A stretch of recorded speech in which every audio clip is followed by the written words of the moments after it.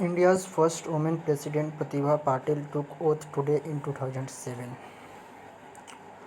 Pratibha Devi Singh Patil made history as she took oath as India's first woman president on July 25.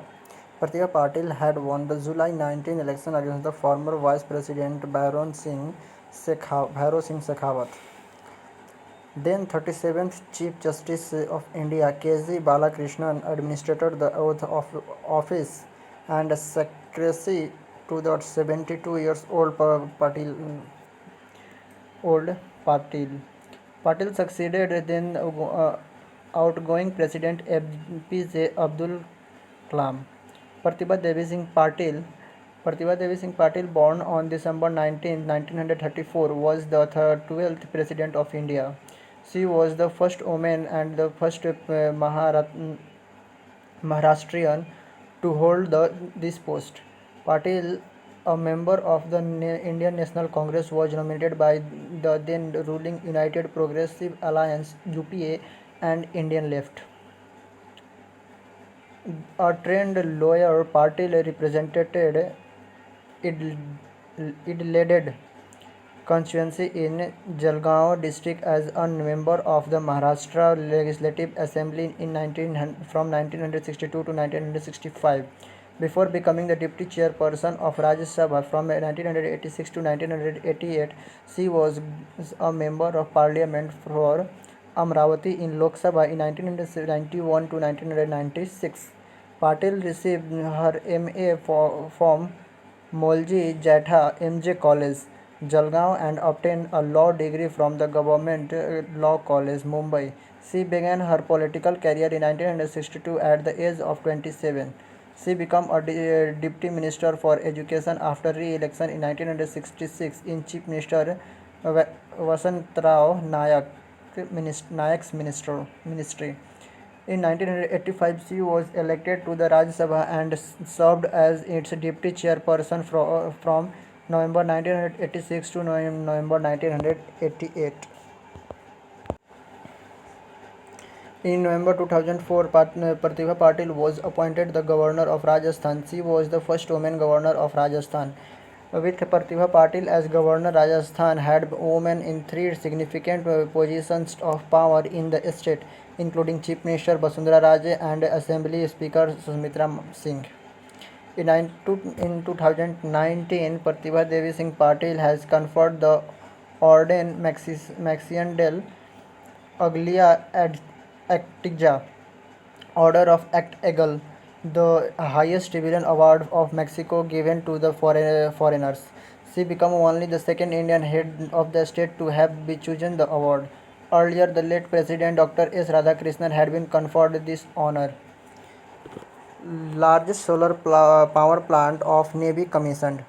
Vice Admiral Anil Kumar Chawla, Flag Officer, Commanding in Chief, Southern Naval Command, commissioned a 3 MW 3 megawatt solar power plant at Indian Naval Academy, Ezimala, on 22 July 2020 by virtual conferencing.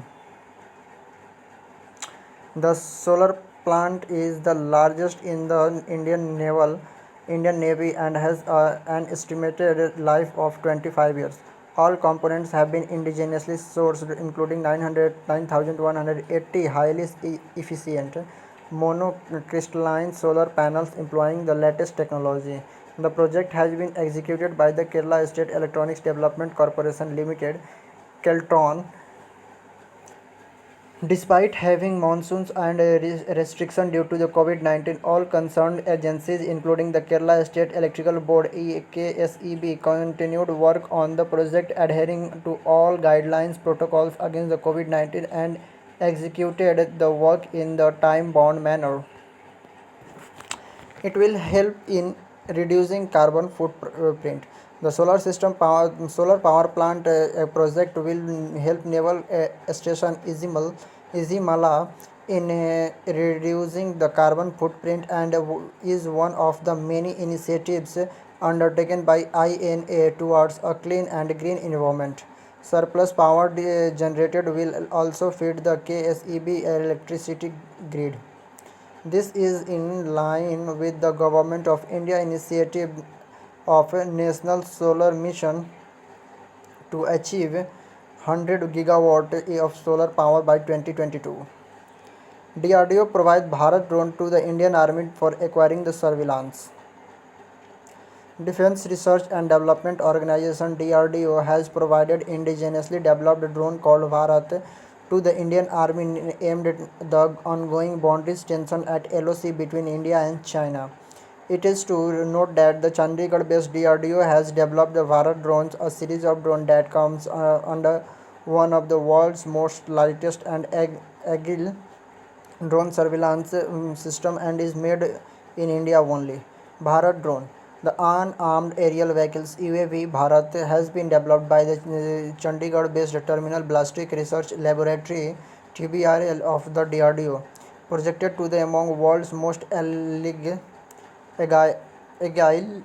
and lightest surveillance system. The drone has been developed indigenously by the DRDO. The small yet powerful drone working autonomously at any location with great accuracy. The unibody biomimetic design with advanced release technology is a potent combination for surveillance mission. It has been equipped with advanced night vision capability and its stealthy design ensured that its signature remain undetected from enemy radar. The drone is capable of providing real-time video feed as well as still image to its operator, and its controlling software has built-in artificial intelligence tools for analyzing and decision making. Defense Research and Development Organization DRDO is the research and development wings of Ministry of Defense, Government of India, with a vision to empower India with cutting-edge defense technology and a mission or to achieve self-reliance in critical defense technologies and systems, while equipping our armed force with state-of-the-art weapon system and equipment in accordance with a requirement laid down by the three services.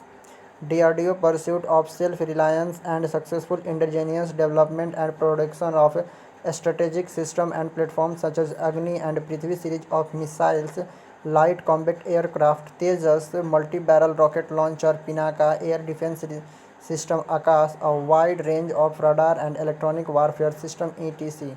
have given a quant jump to India's military might, generation effective deterrence and providing the crucial leverage. Balasyam Mullam Vigyanam. The source of the strength is the science drives the nation in peace and war. DRDO has framed the determination to make the nation strong and reliant self-reliant in terms of science and technology, especially in the field of military technology. DRDO was formed in 1958 from the amalgamation of the then already functioning technical development establishment of the Indian Army and Directorate of Technical Development and Production DTDB DP with the Defense Science Organization. DRDO was then a small organization with 10 establishments or laboratories. Over the years, it has grown multi-directional in terms of the variety of subject disciplines, number of laboratory achievement, and stature. Today, DRDO is a network of more than 50 laboratories. FAMPay launches the India's first numberless card. FAMPay, a mobile bank for teenagers that brings the cashless convenience to millions of teens and their parents, has announced to the launch of India's first numberless card, FAM card. As per as per the company, FAM card is just like a debit card and that teenager can use to make payment independently, leveling parents of the trouble of giving them physical cash or their debit card and credit card. The FAMPay and its numberless card miners can now make online UPI, P2P and offline payment without the need to set up a bank account. Every transaction is protected with device locks like fingerprints, Face ID, pattern lock, or PIN claim and venture. As FAM cards has no number, all the card details are saved on the FAM app, and there is no need to refer to the physical card to fill in detail during the online transaction. Also, there is no fear of card information getting disclosed in case that gets stolen or lost, and the card can be paused, blocked, and managed at the fingertips on the app. Available for both Android and iOS on the Google Play Store and Apple Store respectively. The numberless card can be ordered once the account is set up on the app and both the parent and teen complete their KYC online. FAM app. FAM app was founded in 2019 by Indian Institute of Technology Roorkee graduates Khush Kanija and Sambhav Jain. FAMPay aims to drive the smart generation of teens, Gen Z, from the cash to digital through a family-friendly app. In March 2020, FAMPay raised $4.7 million in seed funding. Arjun Munda inaugurates the E-Symposium, Immigrants Northeast India Strategic and Development Imperatives in Handicraft. Arjun Munda, Union Minister of Tribal Affairs, inaugurated an E-Symposium on handicraft titled Immigrants or Northeast India Strategic and Development Imperatives in Handicraft, organized by the Dr. APJ Abdul Kalam Center for Policy Research and Analysis, Indian Institute of Management, Shillong, IIM. Delivering the inaugural address, Arjun Munda said that the traditional lifestyle in India is very artistic and creative, but we could not make our due place in global market due to lack of proper marketing management. He emphasized that the trading mindset of our artisans should be replaced by entrepreneurship by upgrading their skill. Upskilling is now the need of the hour. He said that a proper working plan has to be prepared to meet our market needs as a lack of proper working plan results in low quality products with high cost. The minister stressed on the lesser dependence on foreign products and said that the institution like IIMS and other can play an important role in this regard by searching the global markets for our artisans. They should try to link small artisans with big industries, he added. E-Symposium. The E-Symposium on Handicraft is a part of the E-Symposium series initiated by the Dr. APJ Abdul Kalam Center for Policy Research and Analysis, IIM Shillong. The E-Symposium series is conceived as a platform that brings together policy makers, scholars, institutions, corporates, and civil society to discuss and deliberate the development initiative in the Northeast region. Indian Railways to RFID tag all wagons by December 2022. Indian Railways is on a mission to RFID tag all wagons by December 2022. The Indian Railways will complete this process of fitting radio frequency identification tags in all the wagons by December 2022. These tags will be used for tracking all wagons. So far, 23,000 wagons have been covered under the RFID project. The project is still in progress and continuing, although this work has been slowed for some time due to the pandemic COVID-19. Government has fixed the deadline for fitting the RFID in all the wagons of Indian Railways till December 2022. Currently, Indian Railway is maintains such data manually, which leaves scope for errors. Using RFID device will be easier for the railways to know that the exact position of all the wagons, locomotives, and coaches. How would it take?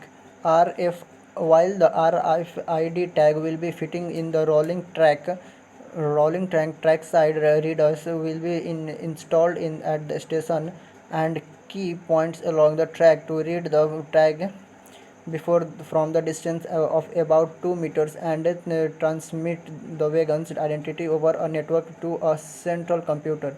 In this way, each moving wagon can be identified and its movement tracked.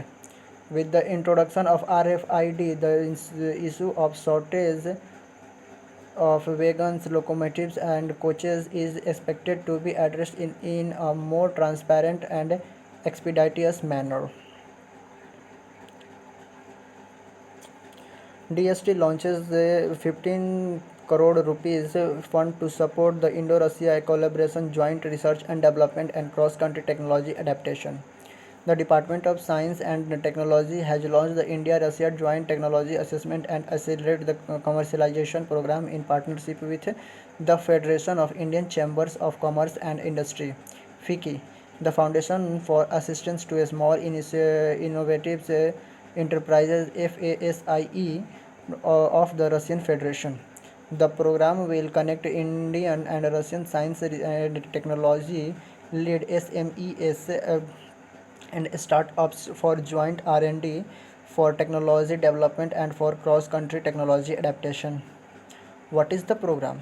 The program will run through two annual cycles with up to five projects to be funded under each cycle. Projects are being sought on leading the S&T focus areas, including but not limited to IT and ICT, including AI, AR, and VR, medicine and pharmaceutical, renewable energy, aerospace, alternative technology, environment, new materials, biotechnology, robotics, and drones. On behalf of DST, FICCI will be implemented the program in India.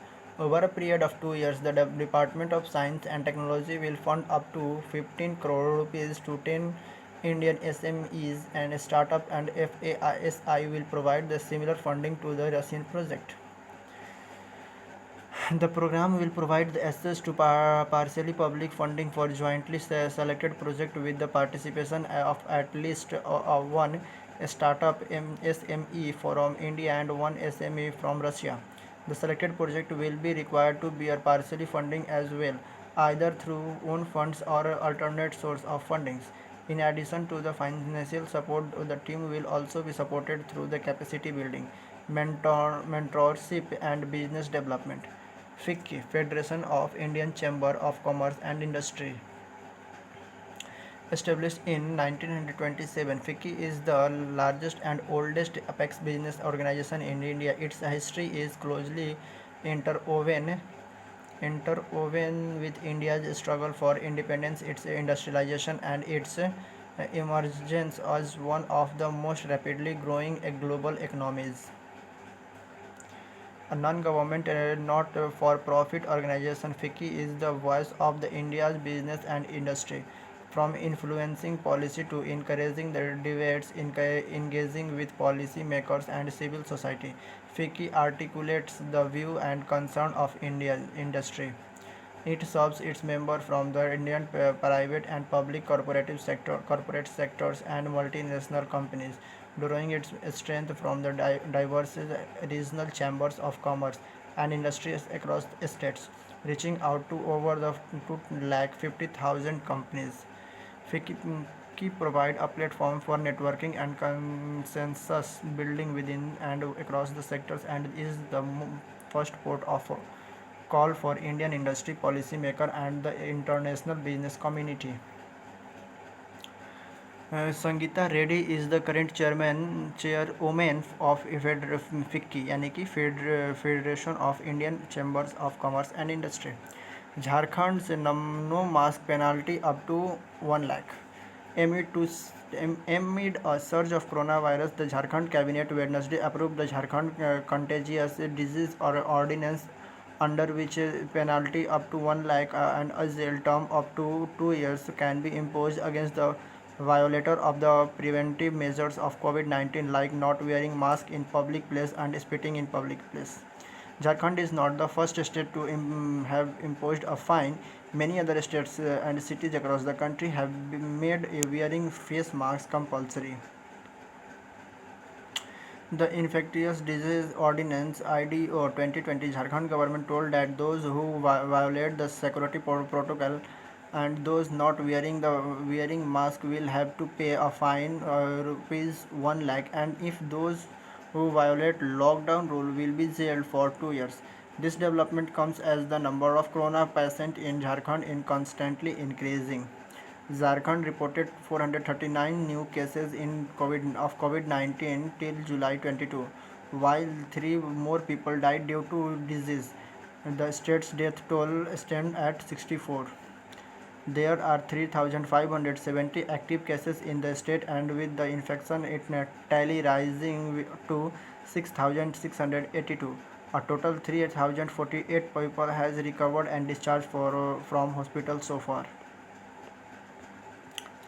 Raynaud diagnosis Amla Sankar passes away in Kolkata. Raynaud diagnosis Amla Sankar passes away on 24 July in Kolkata. She was 101. Wife of legendary Indian dancer and choreographer Uday Shankar, Amla learned to dance during the 1930s when women from the respectable households were just about beginning to perform the classical dance on a stage. Amla Shankar. Amla Nandi was born in 1919 in Jessore, present day in Bangladesh, to a merchant family which was interested in education and arts. It was a chance encounters in France in 1930 when she met her guru and future husband Uday Shankar. Amla first met Uday when she was 11 years old. Uday was 19 years elder to her, and she used to initially call him Borda, or elder brother. Uday was there with his torp. Uday's mother Hemangini Devi requested Amla's father to leave her with the troupe. Amla's first performance was staged in Belgium in 1931. Amla also played the lead role in 1948 film Kalpana by Uday Shankar. The film is about a young dancer's dreams of setting up a dance academy. The late dancer also walked the red carpet at a prestigious Cannes Film Festival. The centenarian, who had been active even in her early 90s, was awarded Banga Vibhushan by the Bengal government in 2011 for her contribution in the field of arts. In 2022, she received Sangeet Natak Academy Sangeet Natak Academy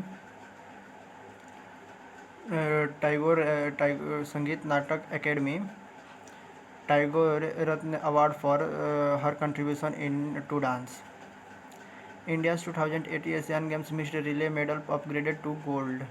The Indian 4x400 meter mixed relay team's silver medal in the 2018 Asian Games has been upgraded to gold following the disqualification of original winner Bahrain on account of a doping ban handed to one of its runners. Bahrain, which had topped the 4x400 mixed relay final, was disqualified after Kemi Adekoya was handed a 4-year ban by the Athletic Integrity Unit (AIU) for failing a dope test. The Indian quartet of Mohammad Anas, Mr.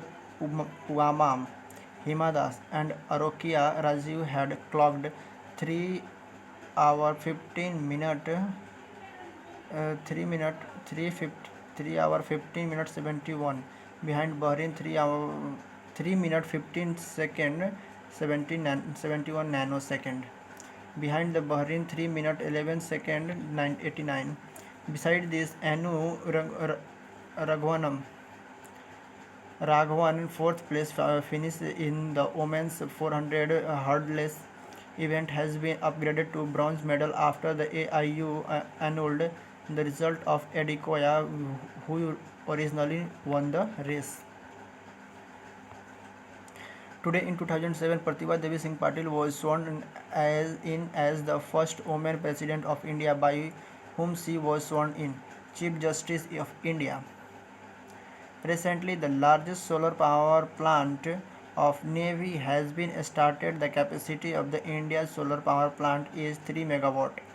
Recently, Bharat drone has been developed by DRDO. The false statement regarding this drone is has drone developed by DRDO in collaboration with Boeing.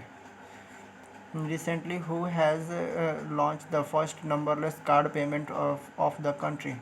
FamPay. Recently, which Indian Institute of Management has organized the symposium to promote handicraft under e-symposium series? IIM Shillong. Indian Railways has targeted to install the RFID tags in all the coaches till December 2022.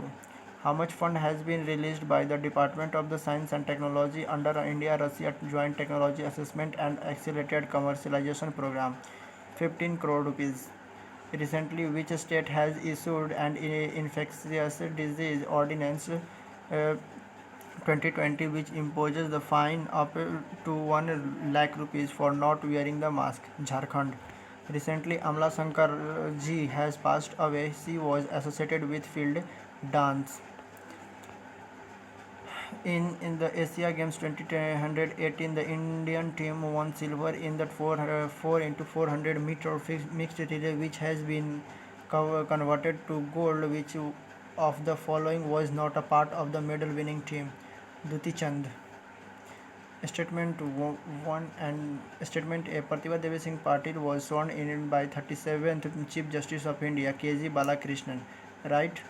Pratibha Devi Singh Patil is the first woman of India to receive the Ordinary Mexican del Aguila Arteca. Right. With reference to the largest solar power plant of the Navy, consider the following. It has been established at the Indian Naval Academy, Izimala. Right. The capacity of the plant is 3 megawatt. Right. The state of the art monocrystalline solar panel is used in this plant. Right. Uh, this drone is equipped with artificial intelligence. Which drone? Vara drone. Right. First one is wrong. This series is symposium. This series is being run by the Indian Institute of Management, Shillong. Right. Recently, a symposium has been organized under this series, which aims to promote the handicraft industry. Right. Uh, Indian Railways has targeted to install RFID tags in all the train coaches by December 2022. Right. This will make the easy way to the railways to know the exact position of the coaches of the engine. All right. Thank you.